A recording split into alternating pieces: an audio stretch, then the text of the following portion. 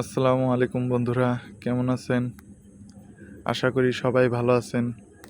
আমিও আলহামদুলিল্লাহ আপনাদের দোয়ায় অনেক ভালো আছি। সামিউল ইলেকট্রনিক্সকে আপনারা সাপোর্ট করবেন এই আশা করি।